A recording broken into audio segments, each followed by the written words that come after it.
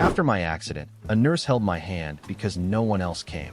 3 weeks in the hospital, 0 visits. When I got home, Mom said, "You should have called us." I simply said I did, 14 times. She went quiet. My name's Alex. I'm 29, and I want to tell you about the 3 weeks that changed everything I thought I knew about my family. And honestly, about myself too. Because up until a couple of months ago, I was still making excuses for people who wouldn't cross the street for me, let alone cross town to visit me in a hospital. But I'm getting ahead of myself. Let me back up. I grew up in a mid-sized town in Ohio, the kind of place where everybody knows everybody and your mom's friends will report back if they see you buying the wrong brand of cereal. I'm the middle child of 3. My older sister Jolene is 32, and my younger brother Shepard is 25. And if you're already thinking that middle child syndrome is about to play a role in this story, congratulations, you win the world's least surprising prize. Growing up, our family looked fine from the outside. Dad worked in insurance. Mom was a receptionist at a dental office. And we had one of those houses with a wraparound porch that people would compliment when they drove by. But inside that house, there was this invisible scoreboard that I could never quite figure out the rules to. Jolene was the responsible one, the planner. The one who got her college applications done 6 months early and had a 5-year plan before she could legally rent a car. Mom adored her for it. They had this bond that I could see but never touch, like watching people laugh at an inside joke you weren't there for. And Shepard, well, Shepard was the baby. He could do no wrong. He once crashed Mom's car into a mailbox when he was 17, and somehow by the end of the week the story had been rewritten so that the mailbox was in a bad spot. That's the kind of magic Shepard operated under.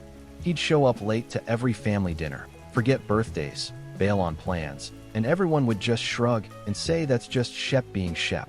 Must be nice. Then there was me, Alex, the one who showed up. The one who helped Mom move furniture when she redecorated the living room for the 4th time. The one who drove 45 minutes to pick up Shepard when he got stranded at a concert because his ride ditched him. The one who sat with Dad in the garage while he rambled about fantasy football even though I couldn't care less about it, because he seemed lonely and I figured somebody should listen. I wasn't the star of the family.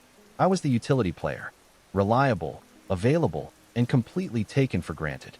Now, I want to be clear about something. I don't think my parents were bad people.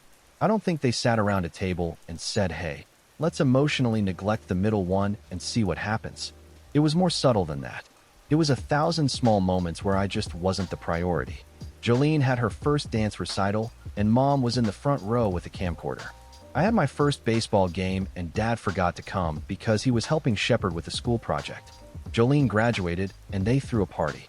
I graduated, and we went to Applebee's.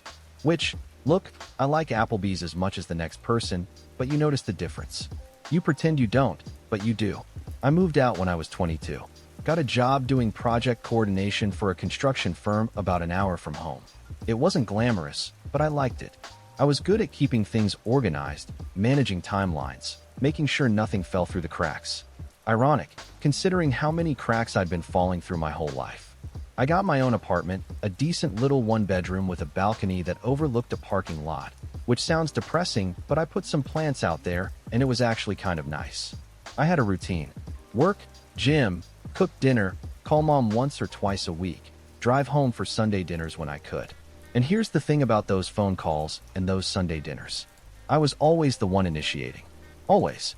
I'd call Mom and she'd chat for a bit, but she never called me first. Not once in 7 years of living on my own. I'd show up for dinner and it was nice enough, but nobody ever asked me how my week was. They'd ask Jolene about her promotion or Shepard about his latest hobby, which changed every 3 months like clockwork, and I'd just sit there eating pot roast and wondering if they'd notice if I didn't come next week. Spoiler alert, I tested that theory once. Skipped 2 Sundays in a row. Nobody called. Nobody texted. When I showed up the 3rd week, Mom said, "Oh, we missed you last week," like I'd only been gone once. That stung more than I wanted to admit at the time, but I kept showing up, because that's what I did. That was my role. Reliable Alex.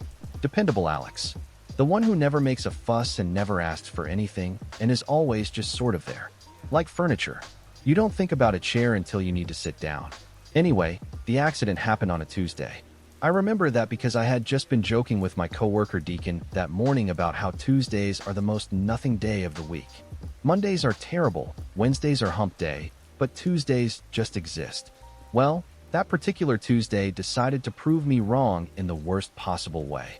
I was driving home from a job site about 30 minutes outside the city. It had been raining all day, one of those cold late October rains that makes everything gray and miserable. I was on a two-lane highway, doing maybe 50, when a pickup truck coming the other direction hydroplaned across the center line. I remember seeing the headlights swing toward me and thinking this isn't happening, which is such a stupid thing to think because it very clearly was happening. The impact was on my driver's side. The truck hit me almost head-on, but at an angle, which is probably why I'm alive. My car spun, hit the guardrail, and I don't remember anything after that until I woke up in the hospital. I found out later that a woman in the car behind me called 911 and stayed with me until the paramedics arrived. I never got her name. Wherever she is, I hope she knows she's a better person than most of the people who share my last name. I woke up in the ICU 2 days later. Broken left femur, 3 cracked ribs, a punctured lung that they'd already treated, a concussion, and my left wrist was shattered. I looked like I'd lost a fight with a cement mixer. The first face I saw when I opened my eyes wasn't my mom's. It wasn't my dad's. It wasn't Jolene's or Shepard's. It was a nurse named Cordelia, who had apparently been checking on me every hour and was the one who noticed when I started to come around. She smiled at me and said, "Welcome back. Alex, you gave us quite a scare." And then she held my hand while she explained what had happened to me and what they'd done to fix it. She held my hand. A stranger held my hand because nobody else was there to do it. I remember lying there, groggy and broken and confused, looking past Cordelia at the empty chairs in my room and thinking, where is everyone? I didn't know the answer to that question yet, but I was about to find out. And honestly, I almost wish I hadn't. The first thing I did when I was coherent enough to use a phone was ask Cordelia to hand me mine. It had survived the crash in my jacket pocket, cracked screen and all, which felt like some kind of cosmic joke. My body was held together with surgical pins, and my phone looked about the same. I called Mom first. It rang 5 times and went to voicemail. I left a message. "Hey Mom, it's Alex. I was in a car accident. I'm at Riverside General. It's pretty bad. Can you guys come?" I waited an hour. Nothing. Called again. Voicemail again. Left another message, this time shorter. "Mom, it's me. I'm in the hospital. Please call me back." Over the next 3 days, I called 14 times. 14. I counted because at some point it stopped being about reaching them and started being about documenting something I wasn't ready to name yet. I called Mom 8 times. Dad 3 times. Jolene twice. Shepard once, because honestly I knew Shepard wouldn't answer and I was right. Out of 14 calls, I got exactly 1 response. A text from Jolene on day 3 that said, "Hey, sorry, been swamped. Hope you're feeling better," followed by a thumbs up emoji. A thumbs up emoji. I had a tube in my chest, and she sent me a thumbs up. I found out later that Mom had told the family I'd been in a fender bender and was being dramatic. I don't know how she came to that conclusion. My voicemails were pretty clear. But somewhere between hearing Alex is in the hospital and processing what that meant, my mother decided that it couldn't be that serious, because if it were that serious, well, she'd have to actually do something about it. And doing something about it would require disrupting her routine, and God forbid anything disrupt the routine. Meanwhile, I was in the hospital learning how to breathe without feeling like someone was stabbing me with a hot poker every time my lungs expanded. My femur had been surgically repaired with a rod and screws, and the doctors told me I'd need months of physical therapy. My wrist was in a cast, and they weren't sure yet if I'd need a second surgery on it. I couldn't walk. I couldn't feed myself properly because my dominant hand was the one in the cast.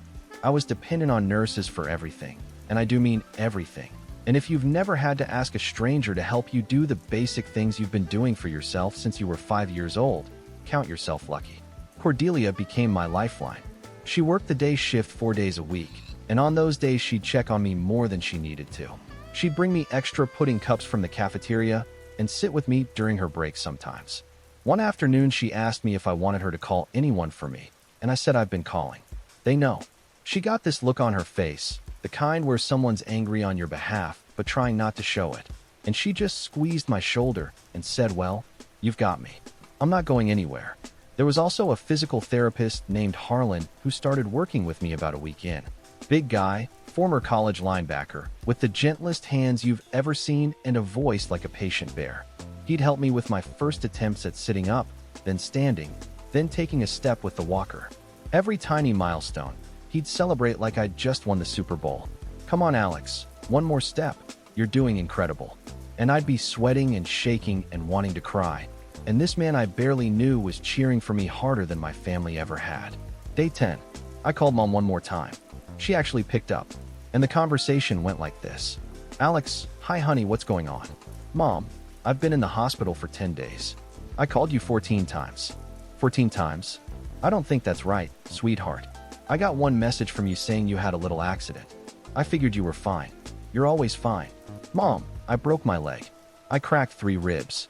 My lung collapsed. I've had surgery. I am not fine." There was a pause. Then she said, "Well, why didn't you have the hospital call us?" I sat there with the phone against my ear and felt something shift inside me. Not break. Shift. Like a bone that had been out of place my whole life, finally clicking into position. And it hurt, but it also felt right. Because in that moment I realized she wasn't going to come. Even now, hearing exactly how bad it was, her instinct wasn't "oh my God, I'm on my way." It was, "Well, why didn't you try harder to reach us?" The burden was still on me. Even flat on my back in a hospital bed, it was still my job to make it easy for them. I said, "I called you 14 times, Mom. That's all I've got for you." And I hung up. She didn't call back. Day 14, 2 weeks in, and I'd had exactly 0 visitors from my family. Deacon from work came by twice. My neighbor, Mrs. Calloway, a 70-year-old woman who I sometimes carried groceries in for, took a cab to the hospital with a tin of cookies and sat with me for 2 hours telling me stories about her late husband. My buddy Riggins, who I play poker with once a month, drove an hour and a half to bring me a stack of paperback novels and a card that said, "You're too stubborn to die," and I respect that. These people came. These people showed up. The people who shared my blood, who I'd driven across town for, who I'd rearranged my schedule for every single time they needed something, couldn't be bothered to make one trip. On day 16, I got a text from Shepard. It said, "Yo, I heard you got banged up. That sucks, bro. Want me to send you some memes?" I stared at that text for a full 5 minutes. Then I turned my phone face down on the bed and asked Cordelia if there was any more of that butterscotch pudding. Day 18. Jolene called, not to ask how I was, but to ask if I could still make it to her daughter's birthday party the following weekend. Her daughter Waverly was turning 4, and apparently the entertainment had canceled and Jolene was stressed about it. I told her I was still in the hospital and wouldn't be discharged for at least another few days. She sighed, like I was inconveniencing her. Then she said, "Well, Mom said you were mostly fine. I figured you'd be out by now." I said, "Jolene, I've been here for almost 3 weeks. I had surgery. I'm learning to walk again." Another pause. Then, "Oh, well, I hope you feel better. Let me know about the party though, okay?" I didn't respond. I just hung up and looked out the window at the parking lot below, which was gray and wet because October in Ohio is basically just different shades of gray. And I thought about every Sunday dinner I'd driven to, every phone call I'd made that was never returned, every time I'd helped someone move, fix something, showed up, and how the one time I needed them to show up for me, I got voicemails and thumbs up emojis, and "Yo, that sucks, bro." Cordelia found me crying that night. Not sobbing, just quiet tears that I couldn't stop. She sat on the edge of my bed and didn't say anything for a while. Then she said, "Alex, you deserve people who show up for you. And I know that's hard to hear right now because the people who should have been here first weren't. But that's not a reflection of your worth. That's a reflection of theirs." I nodded. I couldn't talk, but I heard her. And something inside me, that thing that had shifted during the phone call with Mom, it settled into place. Permanently. I was done being the one who always showed up for people who would never do the same for me. I just didn't know yet what that decision was going to look like in practice. I got discharged on day 21. 3 full weeks in that hospital. Cordelia hugged me on my way out, carefully because my ribs were still tender, and she slipped me a piece of paper with her phone number on it. She said, "If you need anything, you call me. Not your family. Me." I laughed and promised I would. Harlan shook my hand and told me he expected to see me crushing it in outpatient therapy, and that if I slacked off he'd come find me. I believed him. My buddy Riggins picked me up. He'd offered without me even asking, which is the thing about real friends. They don't wait for you to beg. He pulled up in his beat-up Jeep and helped me get in with my walker and my bag of hospital belongings. And on the drive home, he didn't ask me a bunch of questions or try to make me talk about my feelings. He just put on some music and drove, And when we pulled up to my apartment, he said I stocked your fridge. Nothing fancy. Eggs, bread, some of that soup you like. It's not gourmet, but you won't starve. I almost lost it right there in his passenger seat. This guy, who I saw maybe once a month for poker and the occasional football game, had thought about what I'd need when I got home. My own mother hadn't thought about it at all. The first week back was rough. I could barely get around my apartment with the walker. Taking a shower was a 45-minute ordeal that left me exhausted. Cooking was nearly impossible with one hand in a cast, so I lived on microwavable meals and whatever I could manage with my right hand. I had a home health aide who came 3 times a week, a quiet woman named Rosalind who was all business, but in a comforting way. She'd help me with exercises, check my incisions, and make sure I wasn't overdoing it. Every time she left, the apartment felt enormous and silent. I didn't call my family, and for 5 days, they didn't call me. 5 days after I got out of the hospital following a major car accident, and not a single call from my parents, my sister, or my brother. I want you to sit with that for a second, because I had to sit with it for a lot longer than a second, and it was one of the loneliest feelings I've ever experienced. On day 6, Mom called, not to ask how I was settling in, not to offer help, not to say she was sorry she hadn't come to the hospital. She called because it was almost Thanksgiving and she wanted to know what dish I was bringing to dinner. Just like that. Like nothing had happened. Like I hadn't spent 3 weeks in a hospital bed with nobody from my family visiting. Like the 14 unanswered calls were just a little hiccup that we could all move past because, hey, Turkey Day was coming up. I said, I'm not coming to Thanksgiving, Mom. Silence. Then, what do you mean you're not coming? I mean, I can barely walk. I can't drive. And honestly, I don't really feel like sitting at a table with people who couldn't visit me in the hospital. More silence. Then the thing she always did when she was cornered. The pivot to guilt. Alex, you know how busy everyone's been. Jolene has Waverly and the new house. Your father's been dealing with his back. Shepard's been going through some things. We all have lives. You can't expect everyone to just drop everything. I expected one person to come, Mom. 1. In 3 weeks. She made it sound like I'd said something unreasonable. Then she said, well, I hope you change your mind about Thanksgiving. It won't be the same without you. Which was an interesting thing to say, considering 3 weeks without me in the hospital had apparently been perfectly fine. I hung up, and then I sat in my apartment with my walker beside me and my wrist in a cast, and I made a decision. I was going to stop waiting for my family to show up. I was going to build a life where their absence wasn't the loudest thing in the room. It started small. I threw myself into physical therapy like it was my full-time job.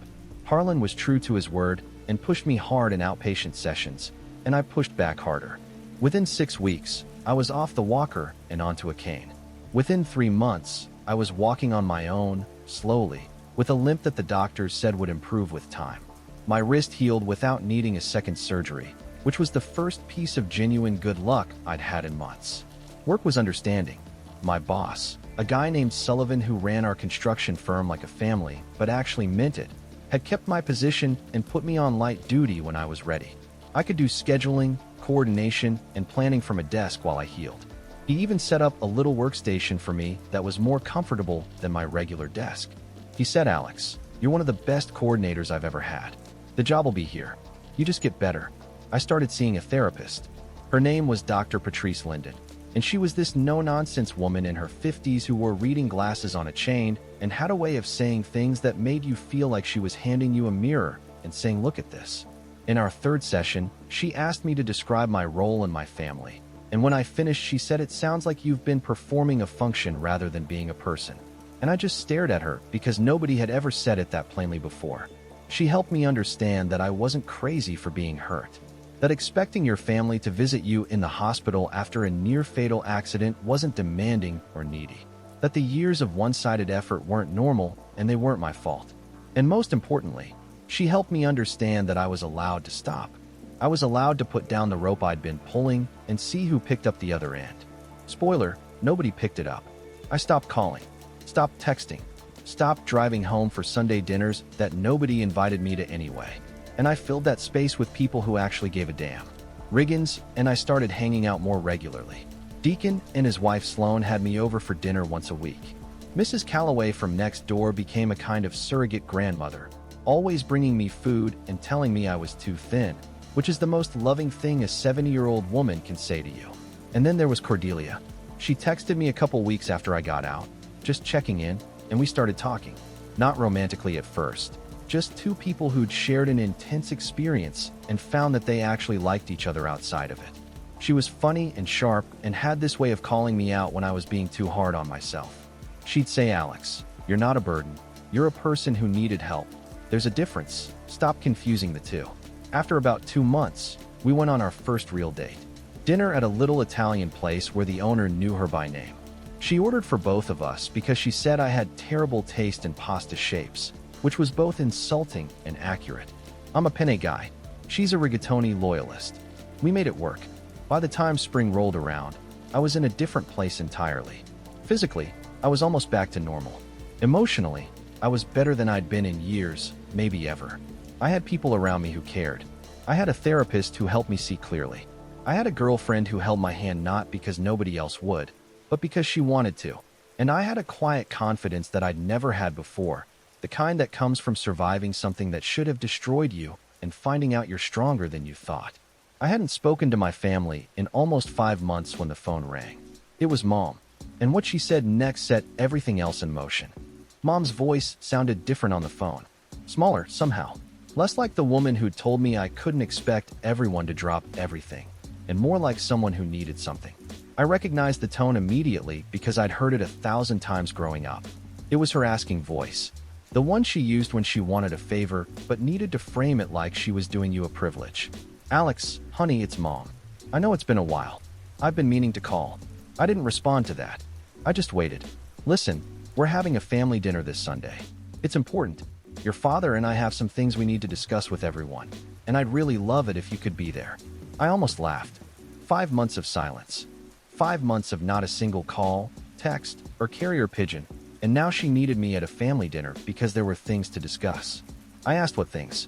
She got vague. "Just family stuff, honey. Financial things. Planning things. It's better if we talk in person." Now, I could have said no. Part of me wanted to. But Dr. Linden and I had talked about this exact scenario. She said that when the call came, and it would come, I should approach it with clear eyes. Not with anger, not with hope, just with clarity. So I said I'll think about it, and I hung up. That night I told Cordelia about the call. We were on my couch, her feet in my lap, because she had this thing about never wearing shoes indoors and always being cold. And she looked at me and said, "What do you want to do? Not what should you do? What do you want?" I said I want to go, not because I miss them, because I want to see who I am in that room now.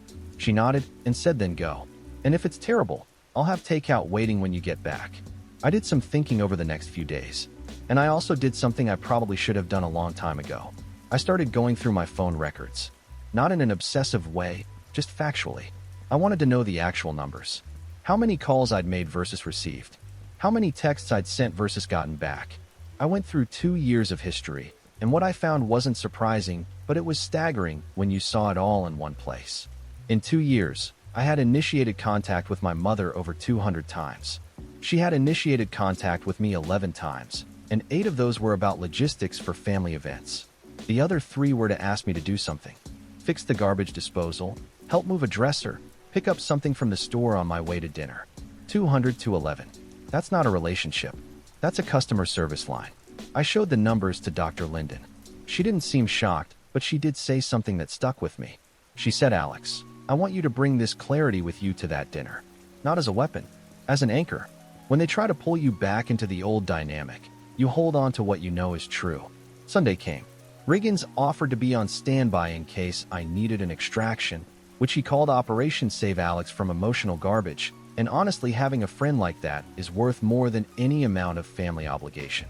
I drove myself to my parents' house for the first time in 5 months. The drive felt longer than it used to, or maybe I was just more aware of the distance.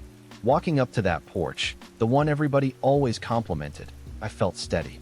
I had a slight limp still, barely noticeable, but I was aware of it. Every step was a reminder of the 3 weeks I'd spent in a hospital bed with an empty room.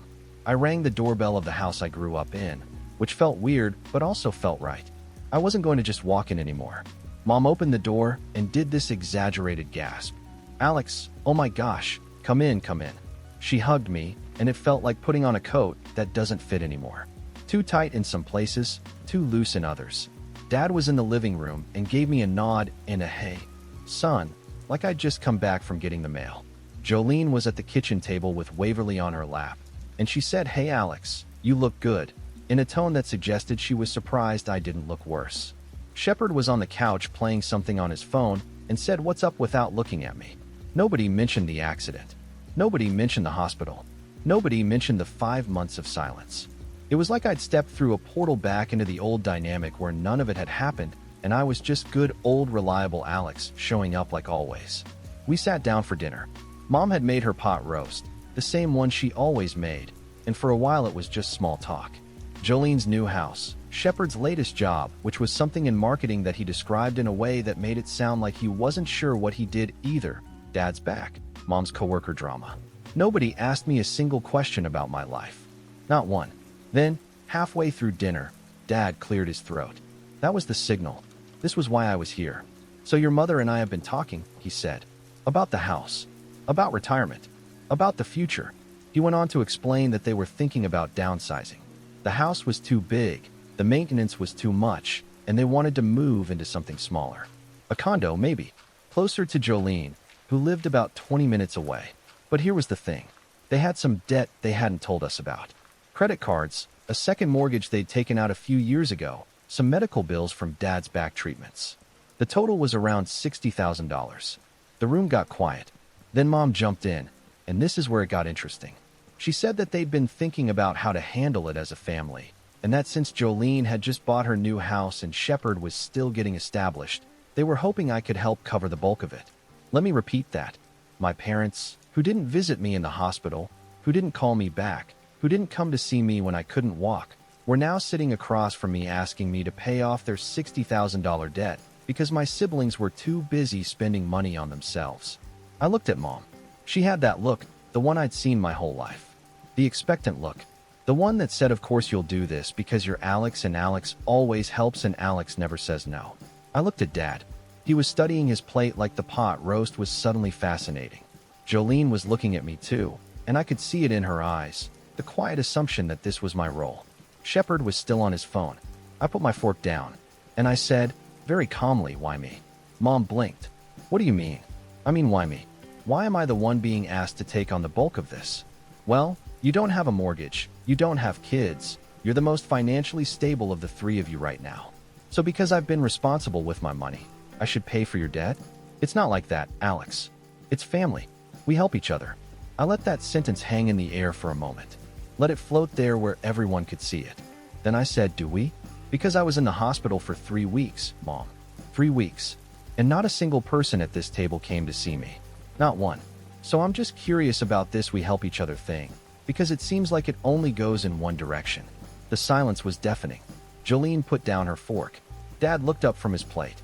Even Shepard glanced up from his phone. And Mom, she did what she always does when confronted with something she can't spin. She went quiet. I didn't yell. I didn't storm out. I sat there, steady, and I waited. Because I knew what was coming next, and I wanted them to hear themselves say it. And they didn't disappoint. Mom broke first. She always did. She said, "Alex, that's not fair. I told you, everyone was busy. You can't hold that over our heads forever." "I'm not holding anything over anyone's head.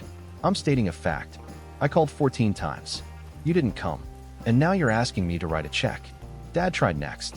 "Son, we're not asking you to cover all of it. Just help where you can. That's what family does." I looked at him and said, "Dad, I love you. But where was family when I was learning to walk again? Where was family when a nurse had to hold my hand because none of you were there? Where was family when I was eating Thanksgiving dinner alone in my apartment because I couldn't drive and nobody offered to pick me up?" He didn't have an answer for that. He just rubbed his forehead and looked at Mom like she was supposed to fix it. Then Jolene, who had been quiet this whole time, leaned forward and said something that almost made me laugh. She said, "Alex, I think you're being a little dramatic. You were in the hospital, you weren't dying. People get into car accidents all the time." I turned to her and said, "Jolene, my lung collapsed. I had a metal rod put in my leg. I couldn't use my left hand for 2 months.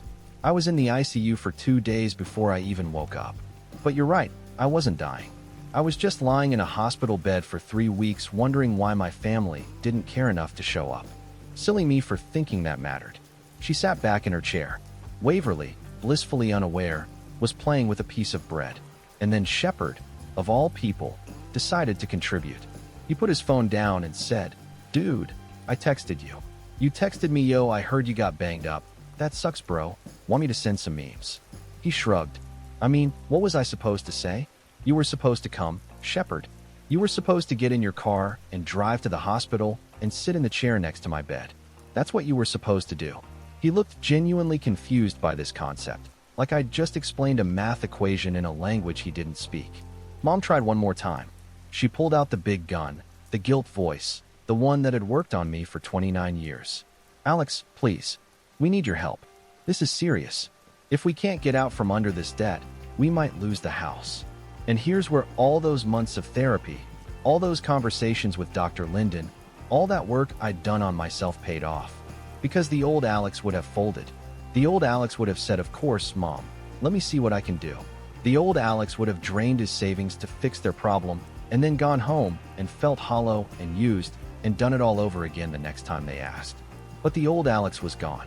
He'd been left behind in a hospital room with 14 missed calls and an empty visitor's chair. I said, "Mom, I hope you figure it out. I really do. But I'm not the one who's going to fix this for you." She stared at me. Then she said the thing that sealed it. She said, "You should have called us when the accident happened. If you'd really needed us, you would have made sure we knew." I sat there for a moment, letting those words settle. Then I said, "I did call you. 14 times. You just didn't answer." She went quiet. Completely, totally quiet. And for the first time in my life, I saw something in her eyes that I'd never seen before. It wasn't guilt exactly. It was closer to recognition. Like she was seeing the full picture for the first time and realizing she couldn't rearrange the pieces to make herself look better. I stood up from the table. I didn't slam my chair. I didn't raise my voice. I said, "I love you guys, but I'm done being the person who gives everything and gets nothing back. If you want a relationship with me, it has to be different. You have to actually show up. Not just when you need something. All the time. And until that changes, I need some space." I walked out of that house with my slight limp and my steady heart, and I drove home. Cordelia was waiting with Thai food and a bottle of wine and a look on her face that said, "Tell me everything." So I did. And when I finished, she said, "I'm proud of you." And then she said, "You know what you just did, right? You set the chair on the other side of the table and told them to come sit in it. Whether they do is up to them." That was 3 months ago. Here's what happened since. Mom called me about a week after the dinner. Not to apologize, but to tell me that what I'd said was hurtful and that she didn't appreciate being made to feel like a bad mother. I said I wasn't trying to make her feel like anything. I was telling her what happened. She said she needed time to process, and I said take all the time you need. She called again a month after that. This time was different. She was crying, which I'd almost never heard from my mother.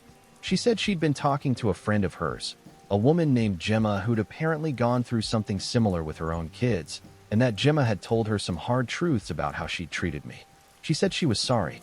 Not the kind of sorry that comes with a but attached. Just, "I'm sorry, Alex. I should have been there. I don't have a good reason why I wasn't. I just didn't think about it. And that's worse than any excuse I could give you." I told her I appreciated that, and that I loved her, and that it would take time. She said she understood. Dad called me separately, which he'd never done in my life. He said, "Son, I'm not good at this stuff, but your mother and I talked, and I owe you an apology." He didn't say much more than that, but from a man who communicates primarily through grunts and football commentary, it meant something. Jolene sent me a long text. I'll give her credit, it was thoughtful. She said she'd been thinking about what I said, and that she was ashamed of herself. That she'd told herself I was fine because that was easier than dealing with the fact that she hadn't been there. She said she wanted to be better and asked if we could have lunch. We did. It was awkward at first, but by the end we were laughing about something stupid from childhood, and it felt like a crack in the wall. Shepard. Well, Shepard's still Shepard. He texted me my bad bro with a fist bump emoji. That's about what I expected. But he also showed up to my apartment unannounced last week with a six-pack and asked if I wanted to watch the game. He didn't mention the hospital or the dinner or anything heavy. He just sat on my couch and watched football and made bad jokes about the commentators. And you know what? For Shepard, that was showing up. That was his version of it, and I'll take it. As for the debt, my parents worked it out. They sold the house, paid off what they owed, and moved into a smaller place near Jolene. It wasn't easy and it wasn't pretty, But they did it without my checkbook, and honestly, I think that was better for everyone. And me? I'm doing great. Really, actually great. I'm back at work full-time. Sullivan promoted me to senior project coordinator with a raise that made me do a double take. My leg is almost 100%. The limp is barely there, and Harlan says I'm one of his best recovery stories. Cordelia and I just signed a lease on a place together, a 2-bedroom with a balcony that overlooks a park instead of a parking lot, which feels like a metaphor I didn't plan but appreciate anyway. Riggins is our most frequent dinner guest, and he's taken to calling Cordelia the upgrade, which she finds hilarious and I find deeply accurate. I still think about those 3 weeks sometimes. The empty room, the 14 calls, the nurse who held my hand when my own mother wouldn't answer the phone. But it doesn't make me angry anymore. It made me who I am now. Someone who knows his worth. Someone who doesn't confuse being needed with being loved. Someone who finally stopped showing up for people who were never going to show up for him, and found the ones who would. So if you're reading this, and you're the person who always gives and never gets, the one who drives across town and never gets a call back, the one sitting in someone's life like furniture that nobody notices until they need to sit down, I want you to know something. You're allowed to stop. You're allowed to put down the rope and see who grabs the other end. And if nobody does, that tells you everything you need to know. Not about you, about them. As for Mom saying I should have called, yeah, I did. 14 times. And I'm done dialing.